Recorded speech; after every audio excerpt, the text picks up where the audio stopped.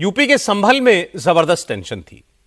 दरअसल कोर्ट के आदेश पर संभल की जामा मस्जिद का कल ही सर्वे हुआ था और जामा मस्जिद में जुम्मे की नमाज होनी थी।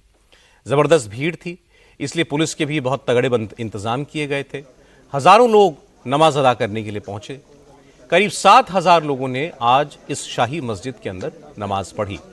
अच्छी बात यह है कि सब कुछ बहुत शांति से हो गया, क्योंकि कुछ दिनों पहले ही इस मस्जिद को लेकर लोकल कोर्ट में एक पिटीशन फाइल की गई थी और दावा किया गया था कि संभल की जामा मस्जिद पहले हरिहर मंदिर था। 3 दिन पहले कोर्ट के आदेश पर मस्जिद के अंदर सर्वे हुआ, इसलिए आज जुमे की नमाज पर यहां सुरक्षा के बहुत सख्त बंदोबस्त थे। सुबह से ही पुलिस ने मस्जिद के आसपास डेरा डाल दिया था। बड़े बड़े अधिकारी खुद मौके पर थे ताकि किसी किस्म की कोई दिक्कत ना हो। पुलिस ने पूरे इलाके में फ्लैग मार्च किया और नमाज अदा करने के बाद लोगों को सीधे अपने घर जाने के लिए कहा। नमाज करने के लिए संभल के सांसद जियाउर रहमान बर्क भी पहुंचे थे। बर्क ने कहा कि संभल की ऐतिहासिक जामा मस्जिद पर जिस तरह विवाद पैदा किया गया, यह ठीक नहीं है।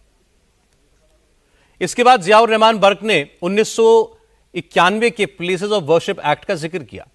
कहा कि प्लेसेस ऑफ वर्शिप एक्ट साफ साफ कहता है कि आजादी के पहले जो भी धार्मिक स्थल जिस भी रूप में था वैसा ही रहेगा, उसे बदला नहीं जा सकता।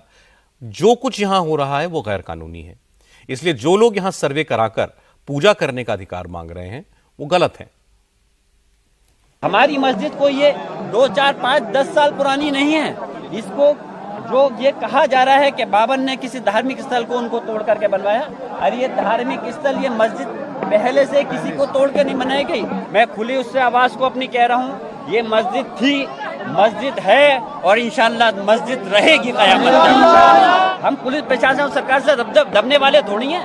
अरे हम इस देश के मालिक हैं, नौकर गुलाम नहीं हैं। तो हमारा हक है हमें बोलने का, हमें अपने धर्म को अपनाने का, हमारे अपने धार्मिक स्थलों की हिफाजत करने का हमारा फर्ज बनता है। पार्लियामेंट का सेशन शुरू होने वाला है 25 तारीख से। मौका मिलेगा तो मैं इस बात को पार्लियामेंट के अंदर भी उठाऊंगा।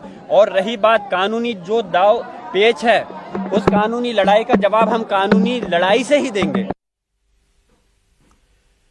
लेकिन हिंदू पक्ष के लोगों का कहना है कि बाबरनामा और आयने अकबरी में इस बात का जिक्र है कि इस जामा मस्जिद की जगह पर पहले हरिहर मंदिर हुआ करता था। इस मामले में पिटिशनर विष्णु शंकर जैन ने कहा कि मस्जिद के अंदर ऐसे बहुत से सबूत हैं जो सामने आएंगे तो दूध का दूध और पानी का पानी हो जाएगा। संभल का जो पूरा मुद्दा है वो बेसिकली हमारा ये कहना है कि ये श्री हरिहर मंदिर था जो पृथ्वीराज चौहान के समय बना था और यहीं पे कल की अवतार होना है। बाबर ने 1526-1529 में जगह को तोड़ा। ये बात बाबरनामा में भी मेंशन्ड है, जिसका बेवरेजेस ने ट्रांसलेशन किया है। आईने अकबरी के पेज नंबर 281 पे लिखा हुआ है कि यहाँ पे हरिहर मंदिर था और यहाँ पे कल की अवतार होना है। ये बात अकबर के कोर्ट मास्टर अबुल फजल ने लिखी है 1600 के दशक में। अलेक्जेंडर कनिंगम जो आर्कियोलॉजिकल सर्वे ऑफ इंडिया के डायरेक्टर जनरल थे, उन्होंने भी यहाँ पे सर्वेक्षण किया है 1873 से 1875 के बीच में, और उन्होंने पाया था कि एक हिंदू मंदिर का परिसर है जिसको गलत ढंग से मस्जिद के रूप देने की कोशिश की गई है। और उसके बाद ASI ने इस मॉन्यूमेंट को 1920 में नोटिफाई कर दिया था। संभल में जो हमने एप्लीकेशन दायर की है वो ASI सर्वे की नहीं, वो एडवोकेट कमीशन की सर्वे की है, जिसको 19 नवंबर को माननीय सिविल जज सीनियर डिवीजन साहब ने अलाउ कर दिया था।